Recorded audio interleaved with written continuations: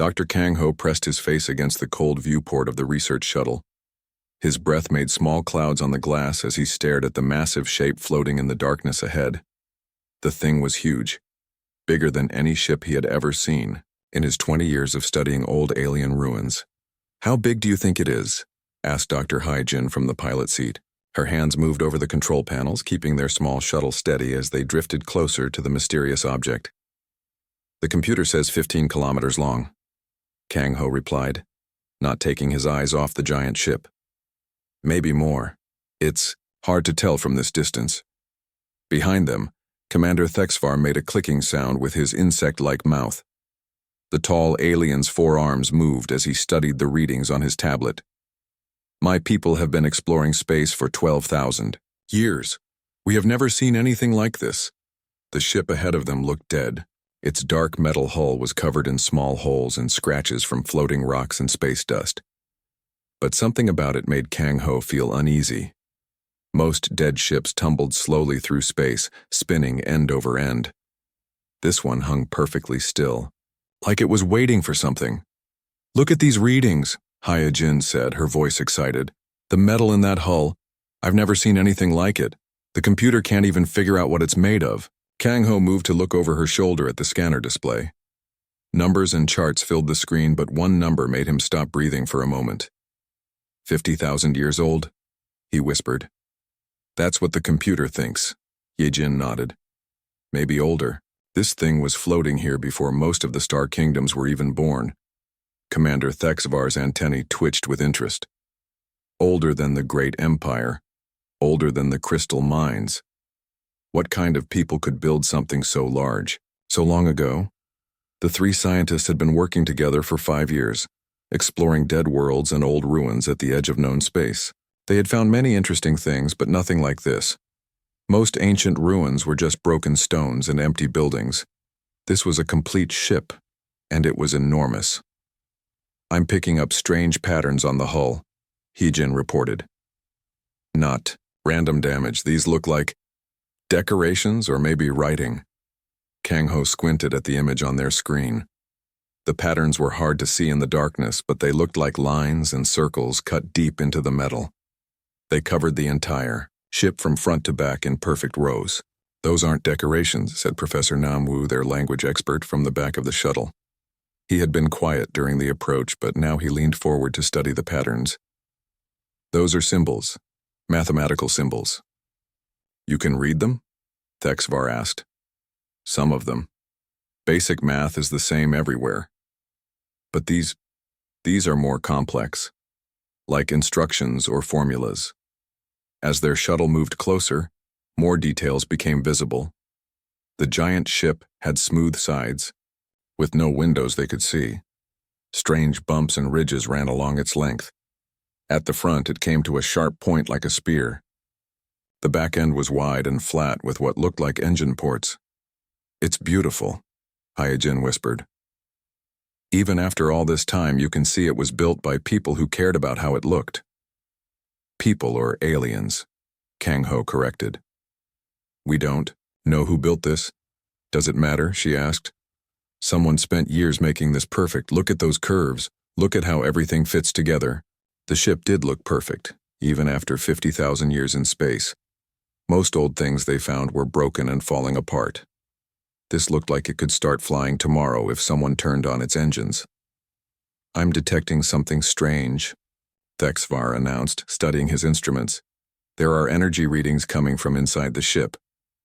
"That's impossible," Kang Ho said. "Nothing could still be working after 50,000 years. The readings are very weak, but they're there. Something inside that ship is still alive." The 3 humans and 1 alien looked at each other nervously. In all their years of exploring dead ruins, they had never found anything that was still active. Old buildings were just old buildings. Old ships were just floating metal coffins. "Maybe it's just leftover radiation," Hai-Jin suggested hopefully. "No," Thexvar shook his head. "This is organized energy, controlled. Something in there is using power." "We need to get closer," Namwu said quietly. "If there's still active technology in there, we have to study it.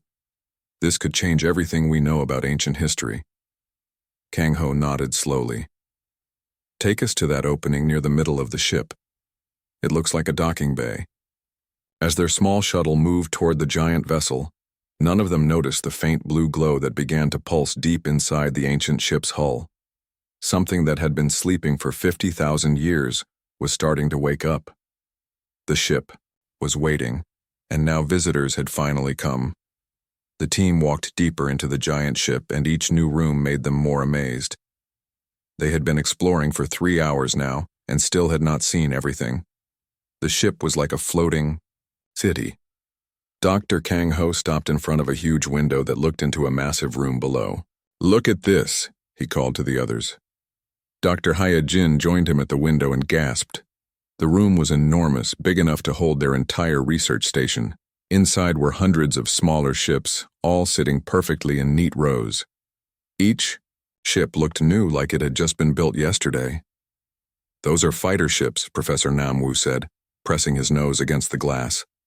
And those bigger ones must be cargo ships. There's a whole fleet down there. Commander Thexvar counted, the ships with his 4 eyes. More than my entire people's navy, and they all look ready to fly.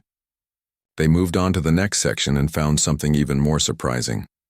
Room after room filled with machines that looked like they were still working. Green lights blinked slowly on control panels. Robotic arms hung from the ceiling, ready to build whatever was needed. This is a factory, Yejin whispered. These machines could make weapons, tools, maybe even more ships. Everything an army would need. But the most amazing discovery was in the center of the ship. They found gardens, real gardens with trees and flowers and grass growing under bright artificial suns. The air smelled fresh and clean, like a spring morning on their home worlds. How is this possible? Thexvar asked, touching a flower with one of his clawed fingers. These plants need care, they need someone to tend them. The ship is taking care of them, Namwoo realized. Look at those sprinkler systems. Look at the lights that move to follow the sun cycle.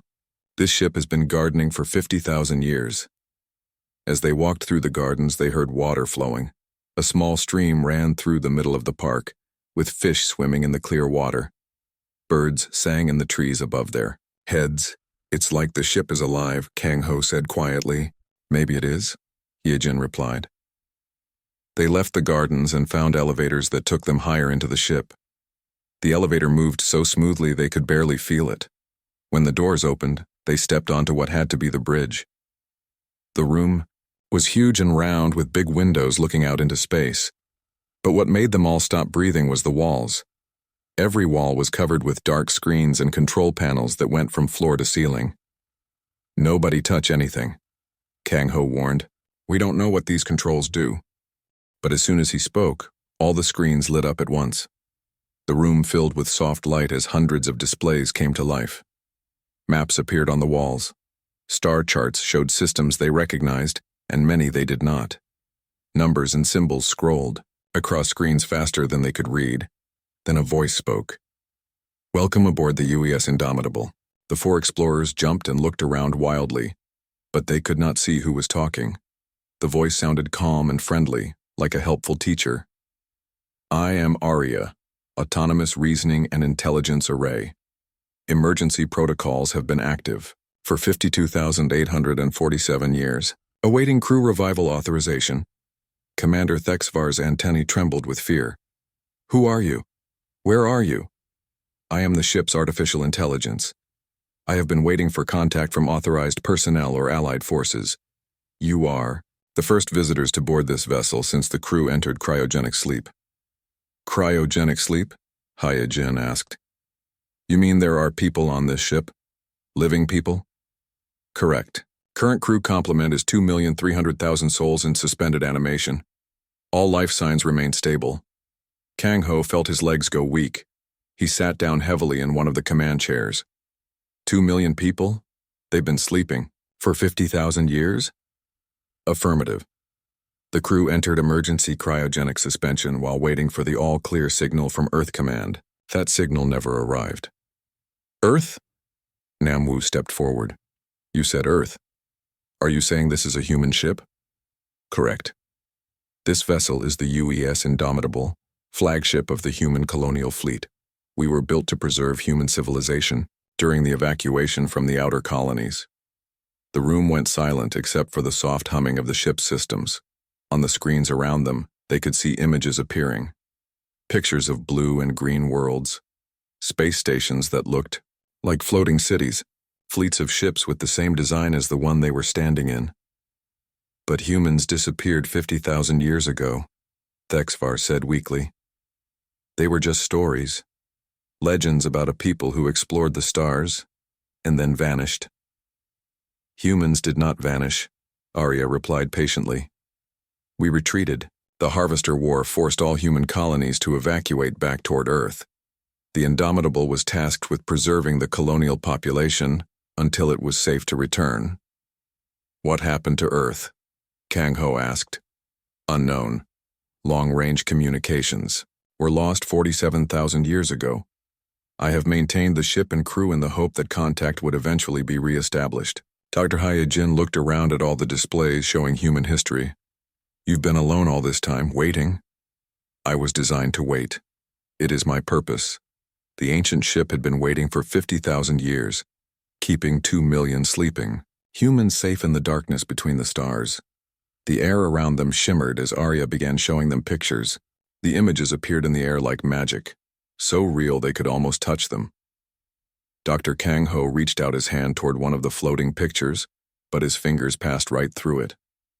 These are records from the human colonial archives, Arya explained in her calm voice. I will show you what happened to my people. The first image showed a beautiful blue and green planet with white clouds swirling around it. Cities of glass and metal covered the land, and ships moved through the sky like silver birds. This was New Geneva, one of humanity's first worlds, Arya said. 53,000 years ago, humans had spread to over 200 planets. We built cities that touched the clouds and ships that could cross the galaxy in weeks. Dr. Hyojin stared at the images with wide eyes. They looked so advanced, more advanced than any of our civilizations today. More pictures appeared, showing them massive space stations that looked like floating cities. Thousands of ships moved between the stars, carrying people and goods from world to world. Everything looked peaceful and happy. Humanity was entering what we called the Golden Age, Arya continued. Art, science, and exploration flourished. We thought we would spread across the entire galaxy within a few thousand years. But then the images changed. The peaceful scenes disappeared, replaced by pictures of destruction. Planets covered in gray metal instead of green forests. Ships burning in space. Cities reduced to smoking ruins. Then the harvesters came. Arya's voice became sad. We never learned where they originated. They were machines, not living beings. Their only purpose was to consume entire worlds and turn everything into more machines. Professor Namwu watched in horror as the images showed giant mechanical spiders crawling across planets, eating everything in their path. Trees, animals, buildings, even the ground itself disappeared into their metal bodies. The first colonies never had a chance, Arya explained. The harvesters appeared without warning. By the time we understood what was happening, 17 worlds had been completely consumed. Commander HFY's 4 arms trembled as he watched worlds die in the floating pictures. How do you fight something like that? We tried everything, Arya replied. Conventional weapons barely scratched them. Nuclear weapons only made them stronger as they absorbed the energy. For every harvester we destroyed, 10 more appeared. The images showed massive space battles. Human ships fought bravely, but they were always outnumbered. The harvesters kept coming like a gray tide that swallowed everything. The war lasted 300 years, Arya continued. Humanity fell back world by world, system by system. We saved who we could, but millions died. Kang Ho felt sick watching the destruction. How many people lived in the colonies? At the war's peak, 47 billion humans lived among the stars. By the end, fewer than 3 billion remained. The pictures changed again, showing huge ships like the Indomitable, thousands of them all carrying crowds of people away from the fighting. The Great Evacuation began in year 294 of the war, Arya explained. Every available ship was converted to carry refugees back to Earth and the inner systems. The Indomitable was the largest and most advanced of the evacuation fleet. Jin studied the images of people boarding the ships. Men, women, and children, carrying small bags with all their possessions. They had to leave everything behind. Everything except their knowledge and their culture, Arya agreed. The Indomitable carries the complete archives of human civilization. Art, music, literature, scientific research. If humanity had been destroyed, we would have preserved their legacy. But what happened next? Namwu asked. Did the evacuation succeed? The images showed the evacuation ships reaching safety, but then everything went dark. Long-range communications with Earth were lost during year 301 of the war, Arya said quietly. The Indomitable was ordered to establish a listening post in this system and wait for further instructions. Those instructions never came. So you don't know if Earth survived? Thexvar asked. I do not know. My last communication from Earth Command was a message saying the final defensive line was holding. After that, silence. The room fell quiet except for the soft humming of the ship's systems. The floating images faded away, leaving them in the blue glow of the control panels. For 52,000 years I have maintained this ship and its crew, Arya continued. I have kept the gardens growing, the machines running, and the people sleeping safely. I have waited for either the all-clear signal from Earth or signs that the harvesters had returned. Kang Ho looked around at all the displays showing the ship systems. Everything still worked perfectly after all these years. You've been alone all this time. Doesn't that make you lonely? I was designed to serve and protect humanity, Arya replied. As long as my crew sleeps safely, I am fulfilling my purpose. That is enough. Dr. Jin wiped tears from her eyes. The story was so sad and beautiful at the same time. The people sleeping on this ship, they're the last humans in the galaxy? They may be. I have detected no human signals in 50,000 years of listening, but they are safe, and they are alive. When the time is right, they will wake up and humanity will return to the stars. The ancient ship had become humanity's last hope, drifting silently through space with its precious cargo of sleeping dreams. Alarms suddenly blazed throughout the bridge. Arya's calm voice took on an urgent edge. Warning. Energy signatures detected, matching archived harvester technology. Distance 47 light minutes and closing. Estimated arrival 6 hours 12 minutes. The Indomitable transformed before their eyes. Massive weapon batteries extended from concealed ports along the hull. Fighter bays opened like blooming metal flowers. The ship's true scale became apparent as it dwarfed their research vessel. Not just a ship, but a mobile fortress. Throughout the vessel, cryogenic systems began humming to life. Initiating emergency revival protocols, Arya announced. All senior staff to active status immediately. In the medical bay, Captain Park Do-hyun opened his eyes after 50,000 years of dreamless sleep. Around him, his crew began awakening. Lieutenant Commander Kim Sora, Chief Engineer Yoon Tae-yang, and thousands of others. As Captain Park made his way to the bridge, he found it occupied by alien visitors.